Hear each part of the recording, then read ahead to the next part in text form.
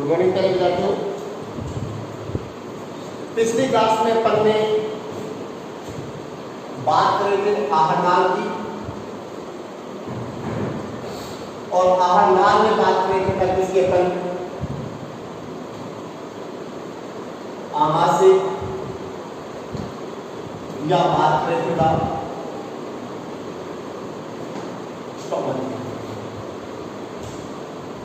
अब आमाशय क्या बताया था आपको? आमाशय ग्रास नाल के आगे, इसके आगे का ग्रास नाल के आगे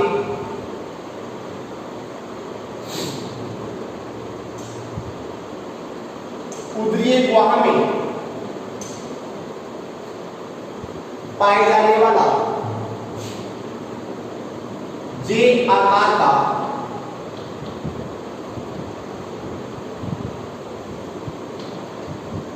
थैलेनुमा भाग है, जो एक साथ कितने लीटर का 3 लीटर भोजन को एक साथ क्या कर सकता है? धारण कर सकता है। जो संरचना की दृष्टि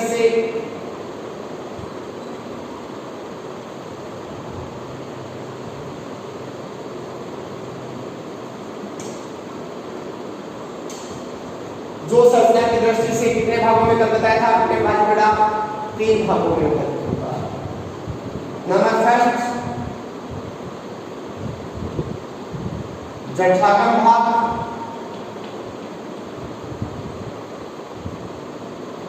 नंबर 2 जठरा निर्गम भाग, और नंबर 3 फंडस। जठरागम भाग जिसका दूसरा नाम क्या रहा? कार्डिक भाग। आमाशय का अवयव भाग जो किसकी तरफ पाया जाता? ग्रास नाल की तरफ पाया जाता है, उसे अपन कौन सा भाग कहते हैं? जठरागम भाग। आमाशय का अवयव भाग जो किसकी तरफ पाया जाता है? छोटी आंत की तरफ पाया जाता है, उसे क्या कहते हैं? जठरा निर्गमी भाग। और सबसे बड़ा तीसरा भाग क्या कहलाता है? फंडस कहलाता है। अब जो आमाशय की भित्ति है बेटा, इस भित्ति के अंदर कौन सी ग्रंथि पाई जाती है? जठर ग्रंथि पाई जाती है, जो किसका स्राव करती है? जठर रस का स्राव करती है। इसका स्राव करती है बेटा? जठर रस का स्राव करती है, जिसमें विभिन्न प्रकार के पाचक एंजाइम पाए जाते हैं, जो आगे बढ़ पड़ेंगे। अब आमाशय के अंदर 2 प्रकार की अवरोधनी पाई जाती है। एक अवरोधनी पाई जाती है कहाँ? ग्रास नाल में जठरागम भाग के संधि स्तर पर, जुड़ने वाले स्तर पर, जिसे अपन कहते हैं जठरागम अवरोधनी, जिसका कार्य क्या है? ग्रास नाल से भोजन को आमाशय में तो आने देती है, लेकिन आमाशय से जो अम्लीय भोजन है उसको वापस ग्रास नाल में ग्रसनी में जाने से क्या करती है? रोकती है। इसी प्रकार की एक अवरोधनी बेटा कहां पाई जाती है? जठरा निर्गमी भाग में छोटी आंत के संधि स्तर पर पाई जाती है, जिसे जठरा निर्गमी अवरोधनी कहते हैं। जठरा निर्गमी अवरोधनी कहते हैं, जिसका कार्य है आमाशय से भोजन को छोटी आंत में स्थानांतरित करना, लेकिन छोटी आंत से वापस भोजन को किस माने से रोकना बेटा? आमाशय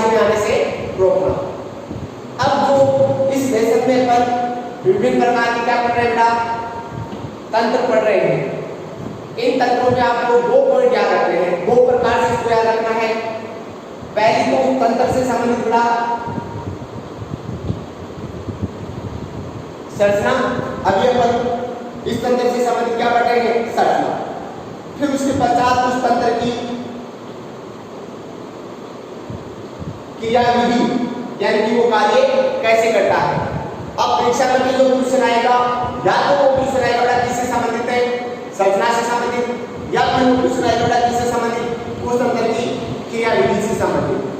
अब यहाँ अपन आज अपने बात की है, किसकी बात की अपन ने, आवासीय की। अब आवासीय के पश्चात अगला पार्ट लेते हैं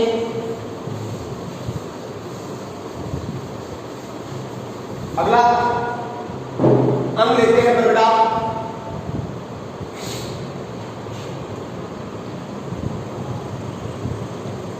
छोटी आंत या छोटी आंत्र, जिसको इंग्लिश में कहते हैं स्मॉल इंटेस्टाइन। तो आहार की छोटी आंत क्या है बेटा, ये आपके पास आया था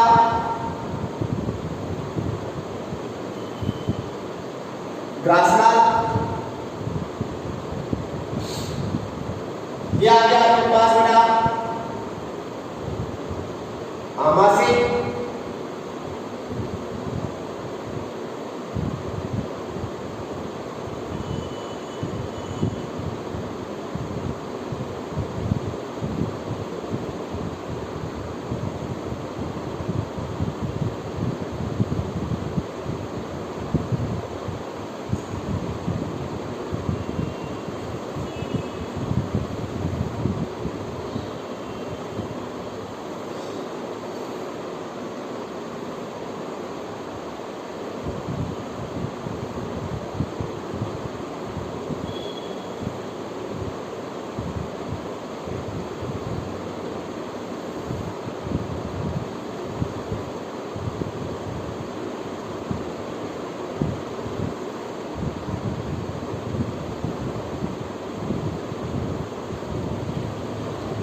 अब अगला पार्ट आपने लिया था, कौन सा पार्ट है,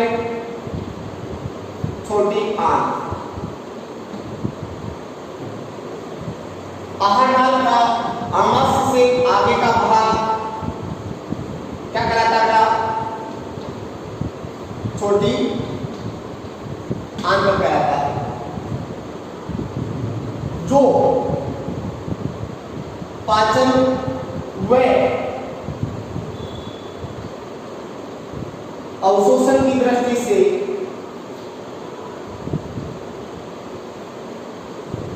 सबसे महत्वपूर्ण भाग है, जिसकी लंबाई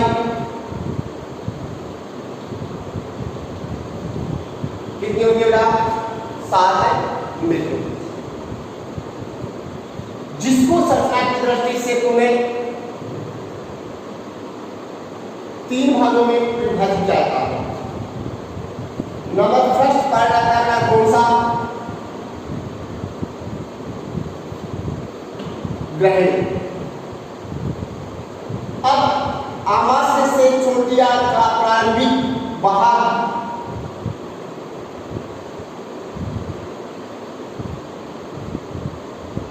यू आकार का होता है।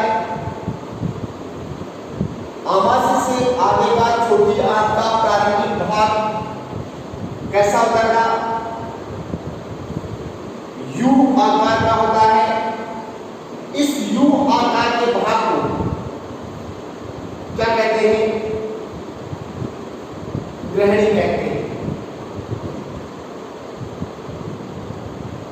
जो रासायनिक पाचन की दृष्टि से आहारनाल का सबसे महत्वपूर्ण भाग है, अर्थात भोजन का अधिकांश पाचन कौन से भाग में होता है, ग्रहणी भाग में होता है। सेकंड भाग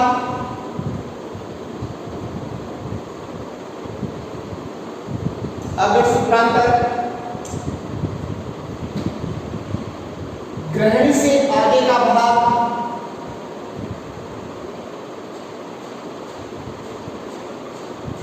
क्या कहलाता है? अग्रशुभ्रांतर कहलाता है, जिसका मुख्य कार्य भोजन का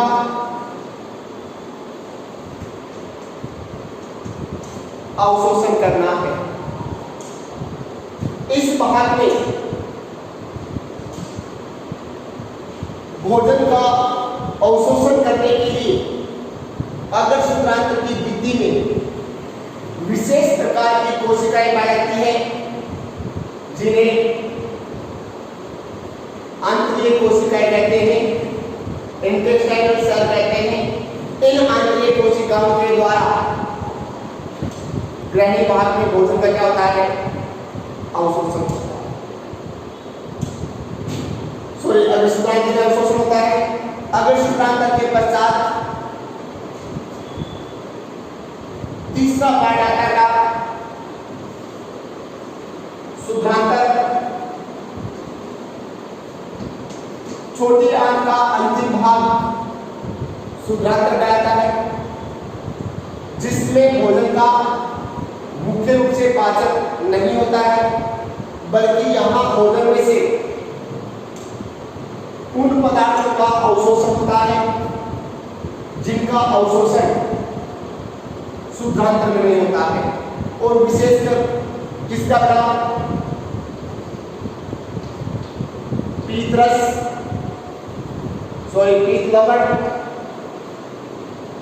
व भोजन में से जो विटामिन है, उन विटामिन का अवशोषण कहां संपन्न होता है?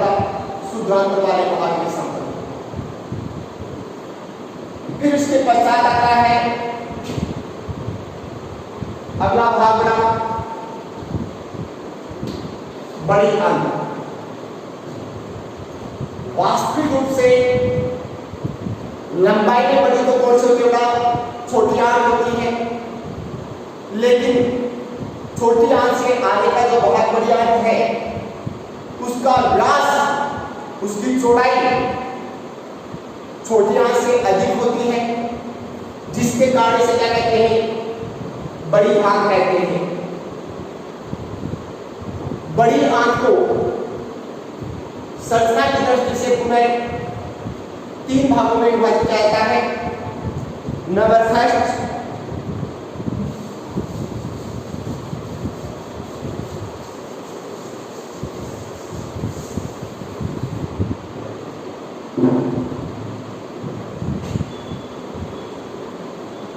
अनुनाद।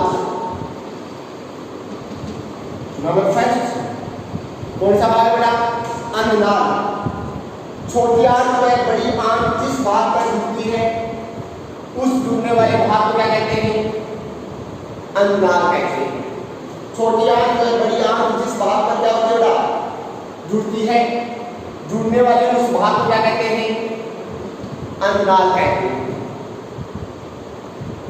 अनुनाद वाले भाग में विशेष प्रकार के जीवाणु पाए जाते हैं, जो छोटी आंत में जो भोजन अपचित रह गया था, उस अपचित भोजन का किण्वन करके सरलीकरण करते हैं। अनुनाद वाले भाग से एक अंगुलीनुमा 4 से 5 इंच लंबी संरचना निकली रहती है। ये भाग हो गया बेटा अनुनाद। अनुनाद वाले भाग से एक 4 से 5 सेमी लंबी अंगुलीनुमा संरचना निकली रहती है, जिसे क्या कहते हैं? अपेंडिक्स कहते हैं। ये अपेंडिक्स सभी मानवों में पाई जाती है, लेकिन एक बार क्या होता है? इसकी लंबाई में वृद्धि होना शुरू हो जाती है, तब ये शरीर के उस भाग में क्या करना शुरू कर देती है? दर्द शुरू कर देती है, तब अपन मालगाड़ी में कहते हैं कि उसके क्या हो गया है, अपेंडिक्स हो गया है, जिसको डॉक्टर बाद में क्या करता है, सर्जरी करके काट देता है। ये भाग कौन सा हो गया बेटा, अपेंडिक्स। फिर दूसरा भाग अनुनाद के पश्चात दूसरा भाग आता है बेटा कौन सा,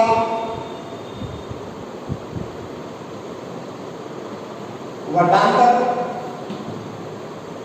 ये बड़ी आंत का सबसे बड़ा भाग है, जिसे कई भुजाओं में विभाजित किया जाता है। ये आरोही वर्णांतर, ये अनुप्रस्थ वर्णांतर, ये अवरोही वर्णांतर। अब जो वर्णांतर वाला भाग है, इस भाग में अपचित भोजन में से जल व खनिज लवणों का अवशोषण करने का कार्य करता है। तीसरा अंतिम भाग मलाशय, ये आहार का अंतिम भाग है। अब जो अपचित भोजन है, जिसमें से जल व खनिज लवणों का अवशोषण हो जाता है, उसके पश्चात बचे हुए भाग क्या कहते हैं, मल कहते हैं। उस मल को किसमें संचय किया जाता है, मलाशय में संचय किया जाता है। मलाशय का अंतिम भाग मल नाम जाता है, जो फिर बाहर किसमें निकलता है, गुदा या एनएस शरीर से क्या होता है, बाहर निकलता है। इस एनएस या गुदा द्वार वाले भाग से अपचित भोजन या मल को शरीर से क्या किया जाता है, बाहर निकाल दिया जाता है। इस प्रकार आपका कौन सा पाठ खत्म होता है बेटा, आहार नाल की संरचना से संबंधित।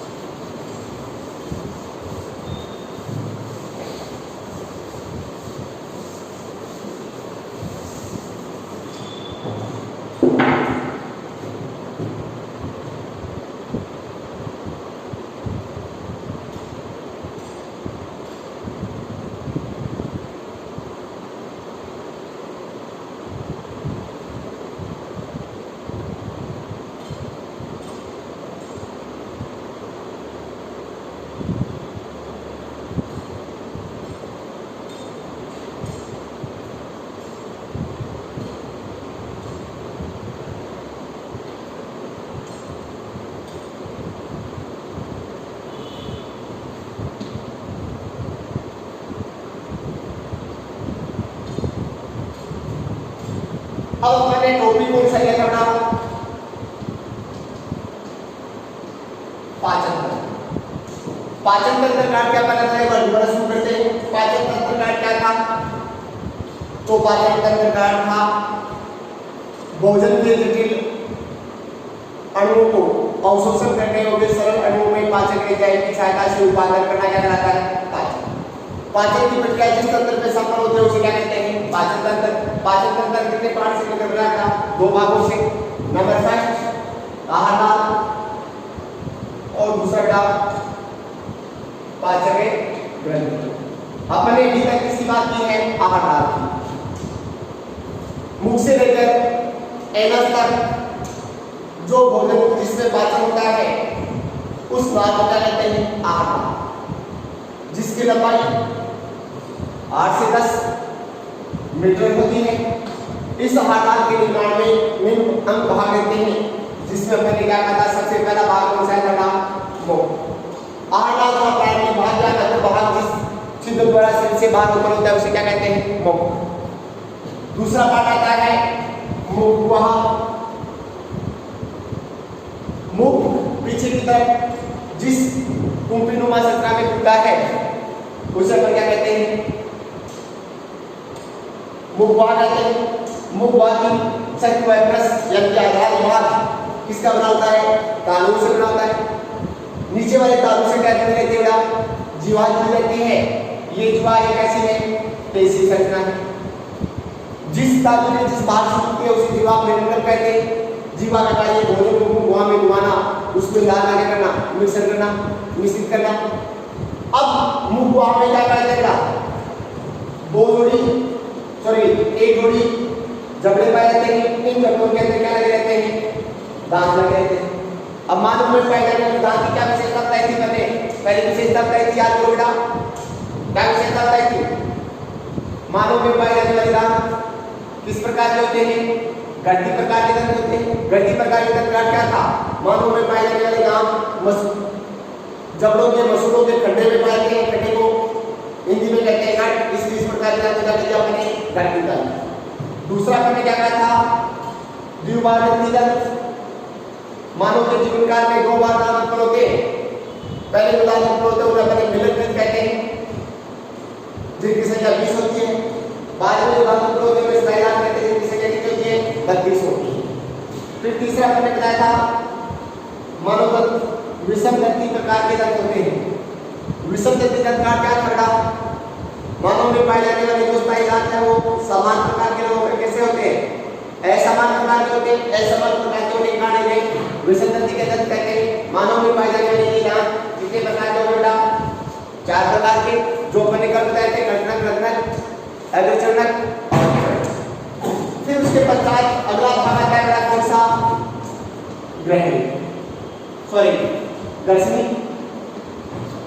गर्सनी मुख को हाथ पीछे की तरफ जिस फरल संरचना में खुलती है उसे क्या कहते हैं? गर्सनी कहते हैं। गर्सनी श्वसन तंत्र व पाचन तंत्र दोनों क्या है? कॉमन मार्ग है, जिसको संरचना की दृष्टि से कितने भागों में डिवाइड कर दिया जाता है? 3 भागों में। नंबर 1 कौन सा लिया था बेटा? मुख गर्सनी। मुख गर्सनी का क्या था? गर्सनी का जो भाग मुख की तरफ रहता है उसे मुख गर्सनी। दूसरा बेटा नासा गर्सनी। गर्सनी का वह भाग कहां जो नासा छिद्र की तरफ रहता है उसे नासा गर्सनी। और तीसरा भाग था बेटा कौन सा? अधोगर्सनी। अधोगर्सनी कौन सा कहा था? गर्सनी का वह आधारी भाग क्या कराता है? अधोगर्सनी। अब आधारी भाग में या अधोगर्सनी वाले भाग में 2 छिद्र पाए जाते हैं। इन छिद्रों को अपन क्या कहते हैं? निगल द्वार व घाटी द्वार। घाटी द्वार से तो आगे जाकर क्या मिलता है? घाटी द्वार में समास नली और निगल द्वार में क्या मिलता है बेटा? ग्रासनाल। अब ग्रासनाल से भोजन आगे हवा से नहीं जाएगा, समास नली से आगे सब वायु किसमें जाएगी बेटा? पेट को। निगल द्वार और घाटी द्वार के बीच एक पेशीय पल्ला पाया गया है जिसे अपन ने नाम दिया था एपिग्लोटिस। क्या नाम दिया था बेटा?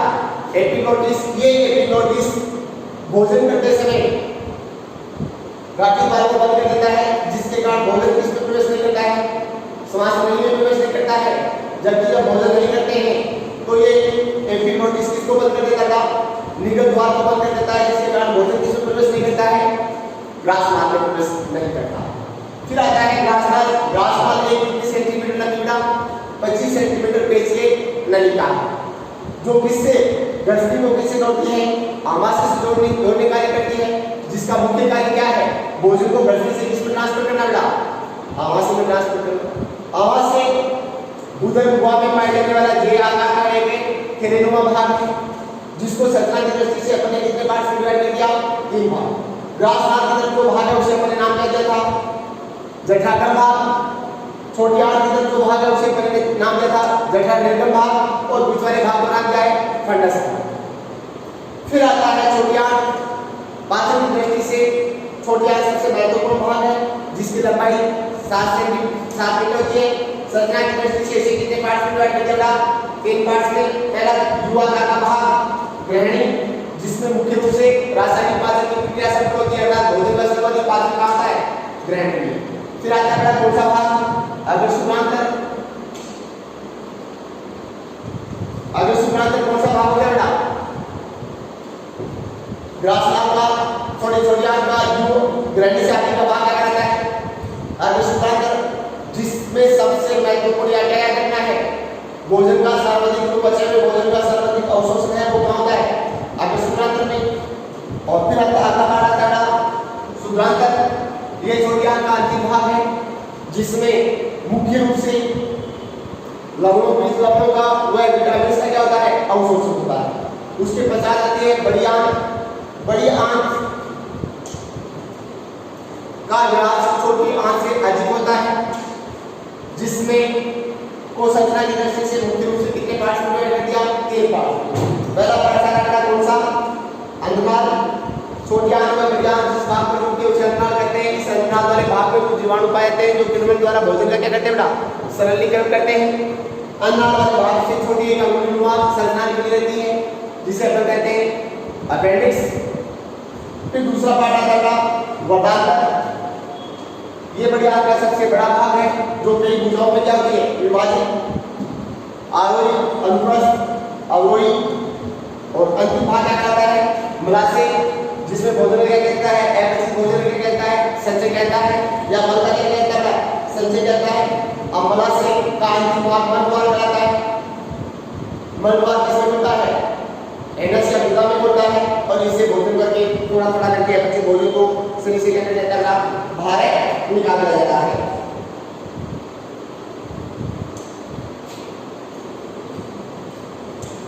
अब इसके पश्चात दूसरा पार्ट पाचन तंत्र में कौन सा था बेटा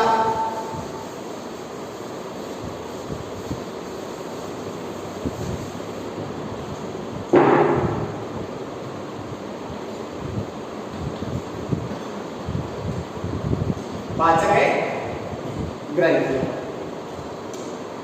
पाचक है ग्रंथियां। अब ग्रंथि का क्या है कोशिकाओं का ऐसा समूह है। कोशिकाओं का ऐसा समूह जो किसी विशेष प्रकार के रस का स्राव करता है या किसी विशेष प्रकार के पदार्थ का क्या करता है स्राव करता है उसे क्या कहते हैं ग्रंथि कहते हैं। ग्रंथि को दो भागों में विभाजित किया जाता है।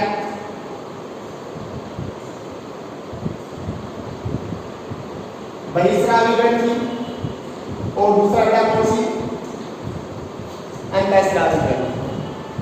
बहिस्रावी ग्रंथि कौन सी होती है वे ग्रंथियां जो अपने स्राव को किसी नलिका के माध्यम से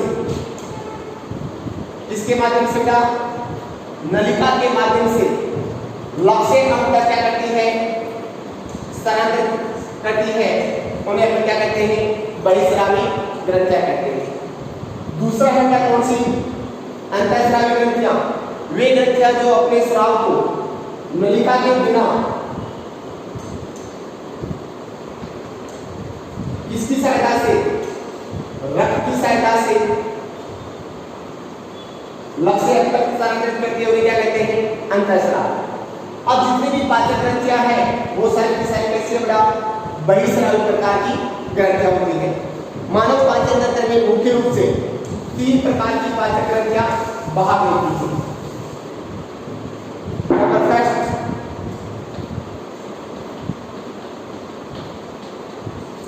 लाल ग्रंथि। मानव में लाल ग्रंथि मुख गुहा में पाई जाती है जो किसका स्राव करती है लाल का स्राव करती है। इस लाल के अंदर जल प्लस श्लेष्मा प्लस एमाइलेज एंजाइम पाया जाता है। अब जो ये जल है ये जल या लाल भोजन की सहायता से किसमें मिलाई जाती है जीवा की सहायता से भोजन मिलाई जाती है।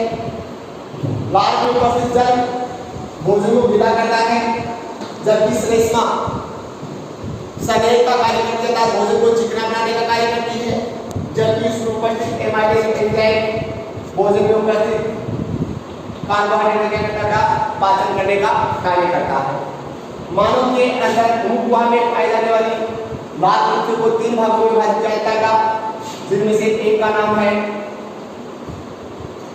अधोजम, एक का नाम है अधोजीवा और तीसरी का नाम है कर्णपूर्व ग्रंथि।